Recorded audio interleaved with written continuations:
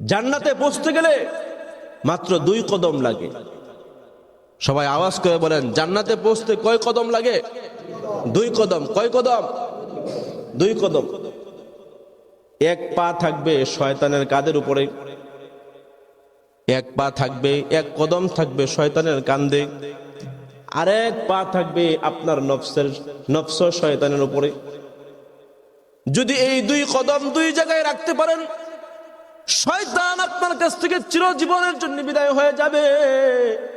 শয়তান আর কোনদিন আপনার কাছে আসবে না। শয়তানের কাঁধে এক পা রাখবেন, আরেক পা রাখবেন নিজের নফসের উপরে। নফস বাজে জিনিস চাইবে, বাজে কাজ করতে চাইবে, মিথ্যা গীবত শিকায়াত জিনা ব্যভিচারের মধ্যে লাগাবে, আপনি ওইদিকে যাবেন না। শয়তানের কাঁধের উপরে লাথি মারবেন, এই 2 কদম আপনাকে জান্নাতে পৌঁছায় দিবে। জিন্দেগানি ফিক্র ফানি কুছ नहीं जावेंगे साथ, जिंदगानी फिक्र फानी कुछ नहीं जावेंगे साथ, क्या जवाब देंगे उस दिन जिस दिन पूछेंगे पाके जात। আল্লামা ইমাম বুনানি রহমতুল্লাহি আলাইহি তিনি নামাজের প্রতি এত বেশি আসক্ত ছিলেন, নামাজের এত বেশি প্রেম তার মধ্যে ছিল, তিনি দোয়া করতেন 2 হাত তুলে আল্লাহর কাছে, আল্লাহ কবরের জমিনে যদি, আখিরাতে আলমে বরজখের জগতেও যদি কাউকে নামাজের সুযোগ দাও, তাহলে আমি বুনানিকেও তুমি নামাজের তৌফিক দিও। নামাজের উপরের খবর তো আমাদের নাই, জমিনের উপরের খবর আমাদের নাই, জমিনের নিচের কথা তো দোয়ার প্রশ্নই আসে না। এই জন্য মুহতারাম হাজরিন, আমি ঘন ঘন বলি, খুব মহব্বতের সাথে বলি, আমি অনেক প্রমাণ পেয়েছি আল্লাহর কাছে চাইলে আল্লাহ বান্দাকে এত বেশি দেন, এত বেশি দেন, দুনিয়ার কেউ এত বেশি দিতে পারে না। যত মুসিবত আসবে, যত দুঃখ কষ্ট আসবে, মামলা মুকদ্দমার সম্মুখীন হবেন, সাথে সাথে আল্লাহ পাক রব্বুল আলামিনের সামনে দাঁড়ায় যান, 2 রাকাত নামাজ আদায় করেন, আল্লাহ পাক রব্বুল আলামিন ওই সমস্যাগুলো সমাধান করে দিবেন। রিজিকের মধ্যে বরকত দান করবেন, সমস্ত বালা মুসিবত গুলোকে দূর করে দিবেন। হাসান বসরির এক মুরিদ দোকানদার ছিল, মাঝে মাঝেই বলতেন, এবং হাসান বসরি মুরিদকে বলেই দিচ্ছেন যে তুমি কিন্তু মাঝে মাঝে আমার কাছে আসবা, খোঁজ খবর দিবা, হাল হাকিকত জানাইবা তোমার কি অবস্থা। পাশের দোকান হিন্দুর দোকান, কিন্তু হাসান বসরি রহমতুল্লাহি আলাইহির এই মুরিদ খুব নামাজের প্রেমিক ছিল। পীর সাহেব বলে দিচ্ছে নামাজ পড়তে হবে, আজান যখন হয়ে যাবে দোকানের শাটার বন্ধ হয়ে যাবে, মসজিদে চলে যাইবা। আল্লাহর ওলি হাসান বসরি রহমতুল্লাহি আলাইহির এই মুরিদ আজান হয়ে যায় আর নামাজে চলে যায়। অনেক কাস্টমার আসে, সব কাস্টমার হিন্দুর দোকানে যায়। হিন্দুর দোকান বলে মুসলমান কি বোকা, নামাজের সময় কাস্টমার আসছে, কাস্টমার রেখে নামাজে সে চলে যায়। কাস্টমার হলো লক্ষ্মী, হিন্দুরা কি কয়? হিন্দুরা কি কয়? কাস্টমার লক্ষ্মী। দেখবেন এই জন্য ওরা কিন্তু কোনোদিন কাস্টমারের সাথে খারাপ ব্যবহার করে না। মিষ্টির দোকান বাজারে খুঁজে দেখবেন, শহরে খুঁজে দেখবেন ওদের বেশি, কাপড়ের দোকান ওদের বেশি, স্বর্ণকারের দোকান ওদের বেশি। হাসান বসরি রহমতুল্লাহি আলাইহি ওই মুরিদ নামাজ পড়তে থাকলেন। হঠাৎ একদিনের ওয়াকিয়া এমন হলো, নামাজ শেষ করে এসে দোকান খুলছেন, এত পরিমাণে কাস্টমার আসছে, এত পরিমাণে কাস্টমার আসছে, 1 মাসে বিক্রি করলে যে টাকা হয়, যে লাভ হয়, ওই পরিমাণ 1 ওয়াক্তে লাভ হয়ে গেছে। খুশিতে খুব বাগবাগ হয়ে গেছে। আজকে তো পীর সাহেবের কাছে এই ঘটনা বলতে হয়। হাসান বসরি রহমতুল্লাহি আলাইহির কাছে গেছেন, কাছাকাছি যাওয়ার সাথে সাথে হাসান বসরি রহমতুল্লাহি আলাইহি মুরিদকে ডাইকে বলতেছেন, খুব লাভ হয়েছে মনে হইতেছে। উনি বলতেছেন, আল্লাহর ওলি হাসান বসরি আপনি জানলেন কিভাবে? আল্লাহর ওলিদের দিলের চক্ষু দিয়ে তারা বুঝতে পারেন অন্তরের চক্ষু খোলা থাকে, কাশফের মাধ্যমে বুঝতে পারেন।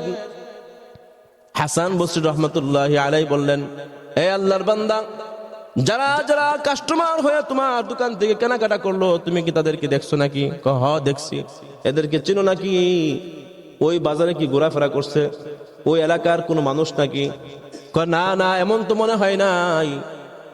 আল্লাহর ওলি হাসান বসরি বলেন যে, বান্দা শুনো, তোমার 2 রাকাত নামাজকে আল্লাহ পাক রব্বুল আলামিন এত বেশি কবুল করেছেন, এত বেশি কবুল করেছেন, আসমান থেকে ফেরেশতা কাস্টমার বানায় তোমার দোকানে পাঠায় দিছে। জিন্দেগি একেবারেই খেল তামাশায় চলে গেল। তো জীবনের কি হিসাব দিবে ওই দিন, যেদিন আল্লাহ পাক রব্বুল আলামিন জবাবদিহিতা করবেন যে আমি কি তোমাকে শুধুই মাত্র টিভি দেখার জন্য বানাইছিলাম? শুধুই মাত্র খেলাধুলার জন্য বানাইছিলাম? আমি কি শুধুই মাত্র তোমাকে সৃষ্টি করছি দুনিয়ার খেল তামাশা নিয়ে বেড়াবে? আমি কি তোমাকে শুধুই মাত্র এই জন্য সৃষ্টি করেছি যে তুমি দুনিয়ার ফিকির করবে? এই জন্য তোমাকে আমি সৃষ্টি করি নাই। আমি তোমাকে সৃষ্টি করছি আমার জন্য সৃষ্টি করেছি, অন্য কারোর জন্য সৃষ্টি করি নাই। মুহতারাম হাজরিন, হযরত হাসান বসরি রহমতুল্লাহি আলাইহি দেখেন, মুরব্বিদের ওয়াকিয়া দেখেন, আগেকার মুরব্বিদের, আগেকার আমলদার বুজুর্গ মানুষদের জীবনী দেখেন, তাদের কি অবস্থা। তারা আল্লাহর ওলি ছিলেন। এক একজন, হযরত রাবিয়া বসরি রাদিয়াল্লাহু তাআলা রহমাতুল্লাহি আলাইহা বহুত বড় আবেদা ছিলেন, বুজুর্গ মহিলা ছিলেন, কিন্তু একে অপরের আমলকে সামান্য মনে করতেন। নদীর পাড়ে বসে বসে জিকির করতেছে হাসান বসরি রহমাতুল্লাহি আলাইহি। রাবিয়া বসরি গিয়া দেখতেছেন, তো তিনি মনে মনে ভাবতেছেন যে এটার কোনো দাম নাই। হযরত হাসান বসরি রহমাতুল্লাহি আলাইহি পানির উপরে জায়নামাজ বিছায়া নামাজ পড়তেছেন।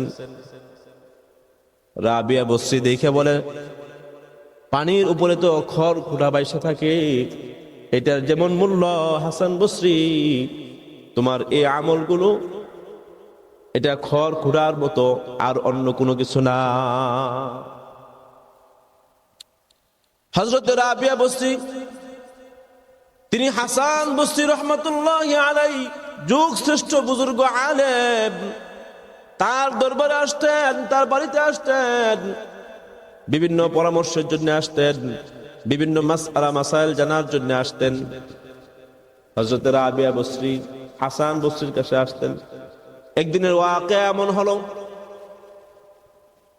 বাড়িতে আসতেন মাসআলা জিজ্ঞাসা করার জন্য। হাসান বসরির বাড়ি থেকে উত্তর দেওয়া হলো, পাশে যে নদী, ওই নদীর পাড়ে নিবৃত্তে একা একা আল্লাহর জিকির করার জন্য হাসান বসরি চলে গেছে। হযরত রাবিয়া বসরি হাসান বসরির খুঁজে তিনি নদীর পাড়ে চলে গেলেন। নদীর পাড়ে গিয়া হাসান বসরিকে তাকায় দেখেন, নদীর মাঝখানে তিনি পারে না, তিনি নদীর মাঝখানে বসে বসে যায় নামাজ বিছিয়ে নামাজ পড়তেছেন। সুবহানাল্লাহ, নামাজ পড়তেছেন। রাবিয়া বসরি পাড় থেকে, নদীর তীর থেকে হাসান বসরিকে ডাইকে বলেন, হাসান বসরি, শুধু আকাশ দিয়া চলে এটা পাখি, শূন্য আকাশ দিয়া চলতে পারে, এটা একটা পাখি কথা।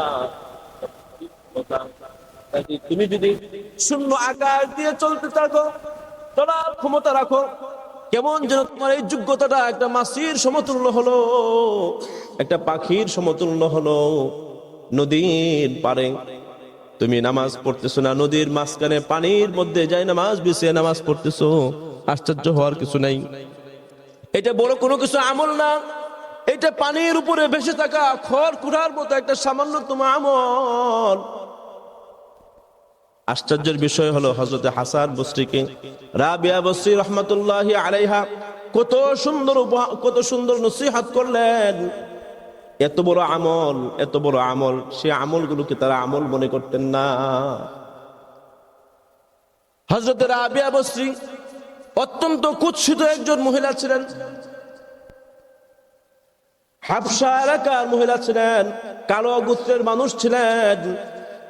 সমাজের মধ্যে কোন নারীকে মোহাব্বত করতে গেলে বা বিবাহ করতে গেলে মানুষ ধন খুঁজে, সম্পদ খুঁজে, সৌন্দর্য খুঁজে, বংশ খুঁজে, রূপ সৌন্দর্যের তালাশ করে। হযরত রাবিয়া বসরির মধ্যে এগুলো ছিল না। অল্প বয়সে স্বামী যখন মারা গেল, হাসান বসরি রহমতুল্লাহি আলাইহি রাবিয়া বসরিকে প্রস্তাব দিলেন, বিবাহের প্রস্তাব দিয়েছিলেন। আশ্চর্য বিষয়, খুব ভালো করে শোনার চেষ্টা করেন।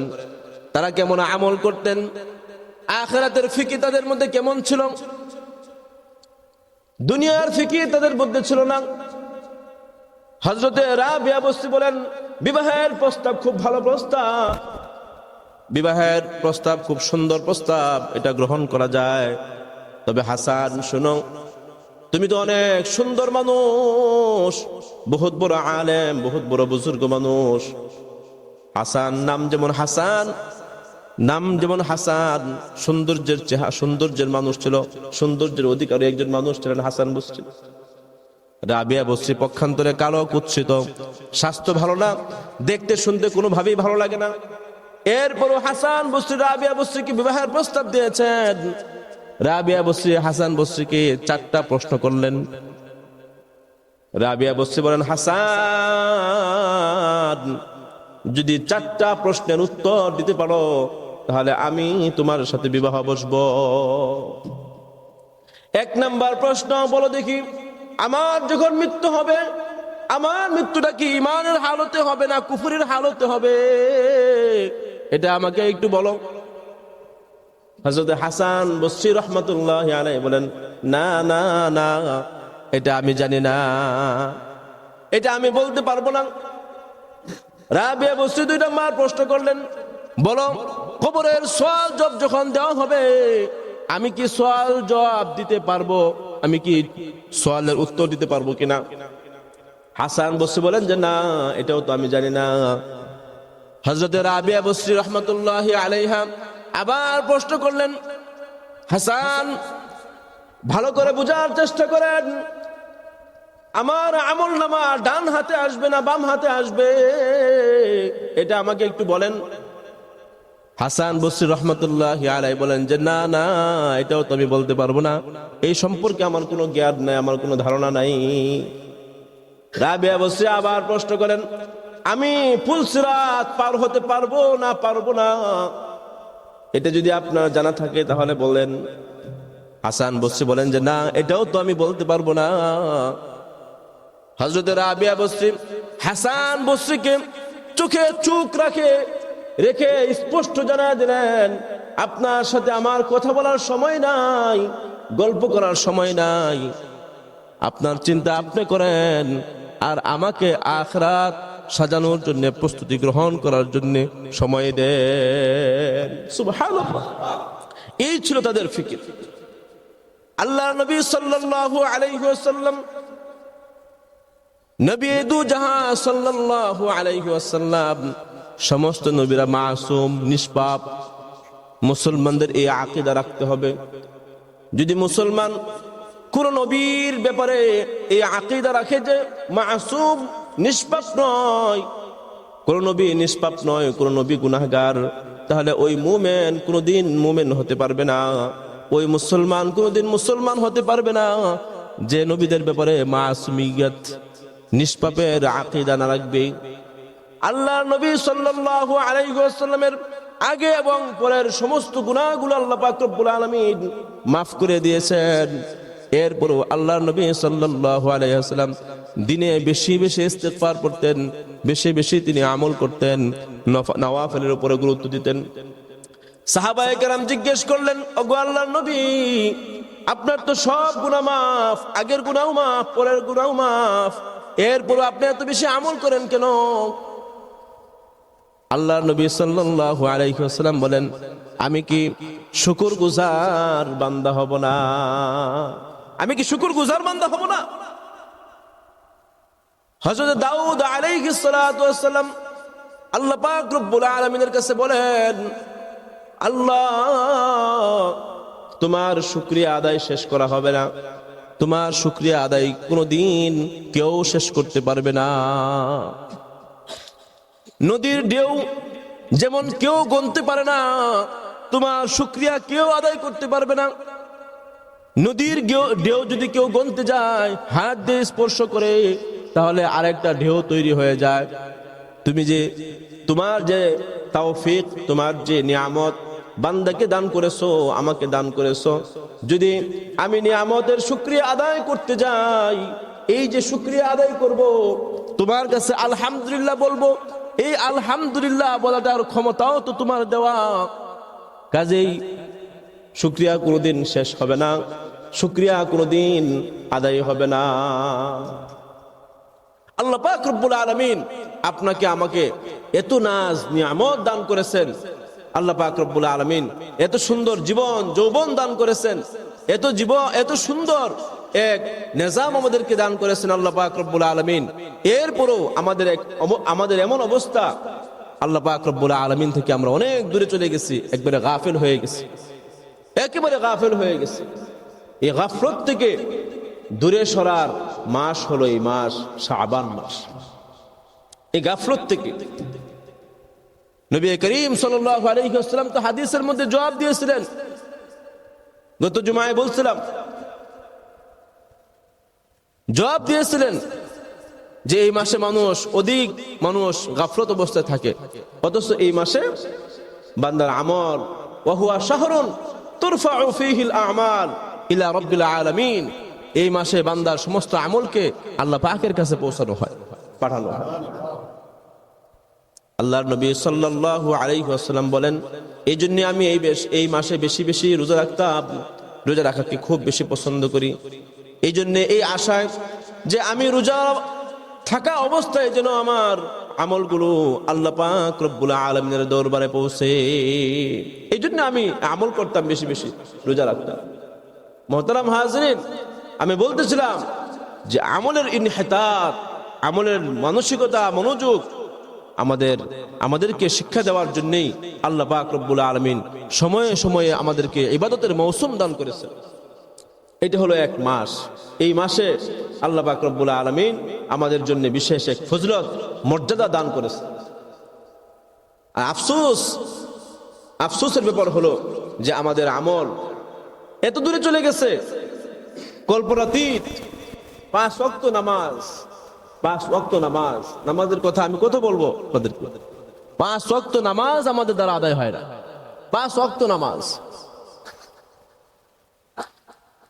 মনে রাখবেন, قال النبي صلى الله عليه وسلم اول ما يحاسب به العبد يوم القيامة الصلاة إذا صلحت فإن صلحت صلح سائر عمله وإن فسدت فسد سائر عمله। আল্লাহ নবী সাল্লাল্লাহু আলাইহি ওয়াসাল্লাম বলেন, সর্বপ্রথম কিয়ামতের ময়দানে আল্লাহ পাক রব্বুল আলামিন বান্দার কাছ থেকে নামাজের হিসাব নেবেন। হাদিসের অপর অংশের মধ্যে আসছে, ফাইন সালুহাত সালুহা সাইরু আমালিহি, যদি বান্দার আমল শুদ্ধ হয়ে যায়, নামাজ সঠিক হয়ে যায়, তার সমস্ত কাজ, সমস্ত আমল শুদ্ধ হয়ে যাবে, সঠিক হয়ে যাবে। আর যার নামাজ ফাসাদ হয়ে যায়, নামাজ পড়ে না, তার সমস্ত আমল নষ্ট হয়ে যায়। ফাইন সালুহাত সালুহা সাইরু আমালিহি ওয়া ইন ফাসাদাত ফাসাদা সাইরু আমালিহি। এজন্য আমার এক উস্তাদ বলতেন, যার তেলাওয়াত সুন্দর, কোরআনে কারীমের তেলাওয়াত সুন্দর, গাজীপুরের জামিয়া রহমানিয়ার শাইখুল হাদিস হযরতুল আল্লাম মাওলানা বাহাউদ্দিন সাহেব দামাত বরকাতুল আলিয়া হুজুর বলতেন, যার নামাজ সুন্দর তার সমস্ত কিছুই সুন্দর, যার নামাজ ভালো তার অন্যান্য আমল, অন্যান্য চরিত্রগুলো সবগুলি ভালো। আর যার নামাজ এখনো হয় নাই, যার নামাজ এখনো শুদ্ধ না, সুন্দর না, তার অন্যান্য সমস্ত আমল অশুদ্ধ। যার তেলাওয়াত ভালো তার আখলাক ভালো, আর যার তেলাওয়াত ভালো না তার আখলাক কোনোদিন ভালো হতে পারে না, তার আখলাক কোনোদিন ভালো হতে পারে না। মানুষ বলে না, মানুষ জানে মিথ্যা বলা খারাপ, তারপরও মিথ্যাটাই বলে। মানুষ জানে বাজে আমল করা এটা খারাপ অভ্যাস, এরপর মানুষ বাজে আমলটাই করে। অথচ কত সুন্দর করে আল্লাহর নবী সাল্লাল্লাহু আলাইহি ওয়াসাল্লাম বললেন, বান্দা তুমি আমল করো। বহু ওয়াকিয়া হাদিসের কিতাবগুলোর মধ্যে আছে, যারা কুরআন তেলাওয়াত করে করে আল্লাহর কাছে দোয়া করতেন, বিপদ মুসিবত হাজির হয়েছে, দুই রাকাত নামাজ পড়ে আল্লাহর কাছে হাত তুলে দোয়া করতেন, মুসিবতের সম্মুখীন কুরআনের আয়াত পড়লাম, এক সাফা কুরআন তেলাওয়াতের উসিলায়, এই দুই রাকাত নামাজের উসিলায় রব্বুল আলামিন তুমি আমার এই মুসিবত থেকে দূর করে দাও, দূরে সরায় দাও। সাহাবায়ে কেরামের মধ্যে এই আমল, সাহাবায়ে কেরামের মধ্যে এই আমল ছিল। বর্তমান সময়ে দোকানপাটে টিভি না থাকলে তো এটা বরকতই হয় না। দোকানের কাজ করতে টিভি, এটা হলো দোকানের বরকত। আবার যদি মহিলা থাকে দোকানের মধ্যে তাহলে তো আরো বেশি বরকত। সুবহানাল্লাহ, হ্যাঁ নাকি? সুবহানাল্লাহ। মুরব্বীরা অনেকে আছে, রাগ করেন না, গুসা হয়েন না। আমি বাজারে দেখি তো ফজরের নামাজ পড়ছে তো চার চুমুক দিতেছে আর টিভি দেখতেছে, চা খাইতেছে আর টিভি দেখতেছে, গল্প করতেছে আর টিভি দেখতেছে, অথচ নামাজও পড়ে আসছে মাত্র। 4 পয়সার দাম নাই আপনার এই নামাজের। নামাজ আপনাকে এই ফাহেসা কাজ থেকে বিরত রাখতে পারলো না। নামাজটাকে প্রিয় বানাইতে হবে, নামাজটাকে খুব বেশি মুহাব্বতের বানাইতে হবে।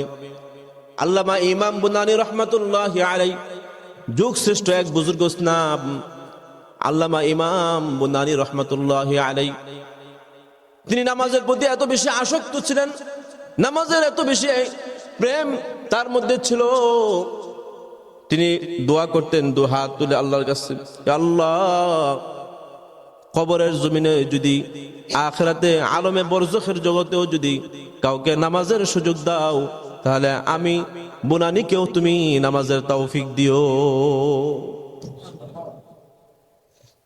নামাজের উপরের খবর তো আমাদের নাই, জমিনের উপরের খবর আমাদের নাই, জমিনের নিচের কথা তো দোয়ার প্রশ্নই আসে না।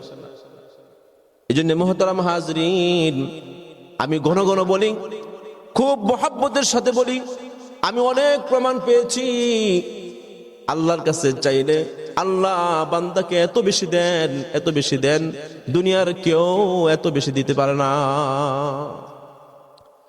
যত মুসিবত আসবে, যত দুঃখ কষ্ট আসবে, মামলা মুকদ্দমার সম্মুখীন হবেন, সাথে সাথে আল্লাহ পাক রব্বুল আলামিনের সামনে দাঁড়ায় যান, 2 রাকাত নামাজ আদায় করেন, আল্লাহ পাক রব্বুল আলামিন ওই সমস্যাগুলো সমাধান করে দিবেন,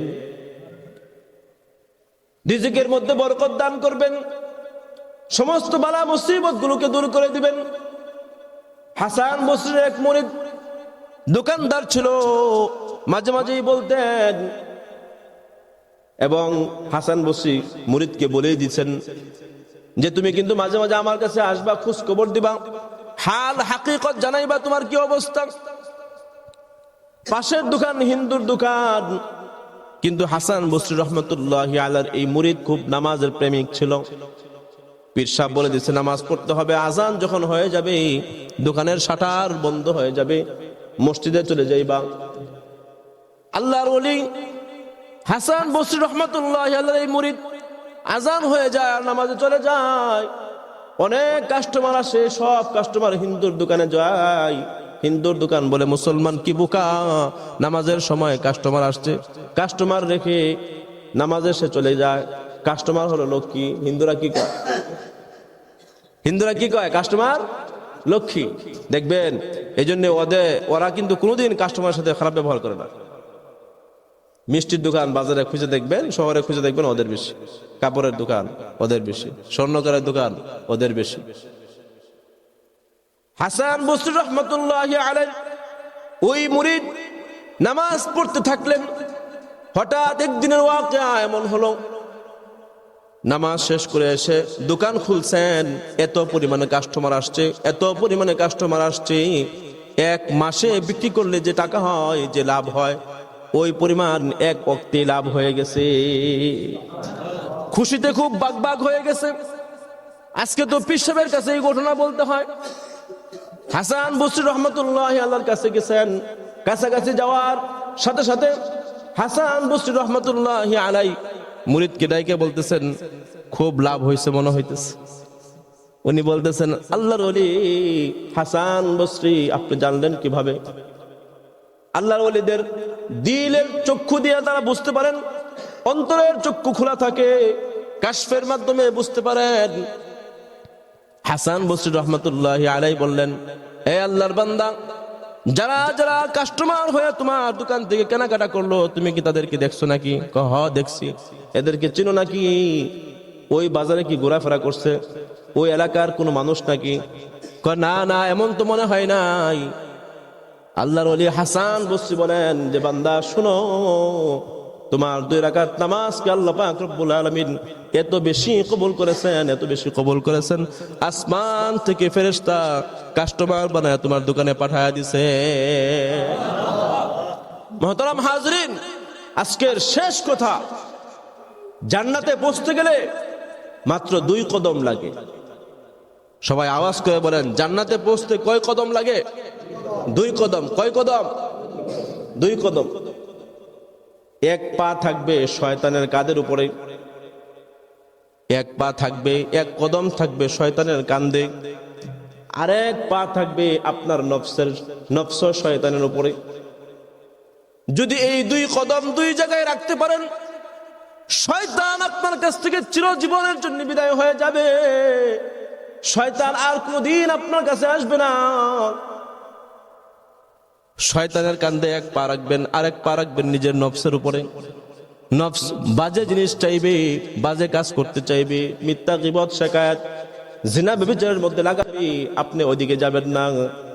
শয়তানের কাঁধের উপরে লাথি মারবেন, এই 2 কদম আপনাকে জান্নাতে পৌঁছায় দিবে। আল্লাহ পাক রব্বুল আলামিন আমাকে সহ আপনাদের সকলকে আমলের তৌফিক দান করেন।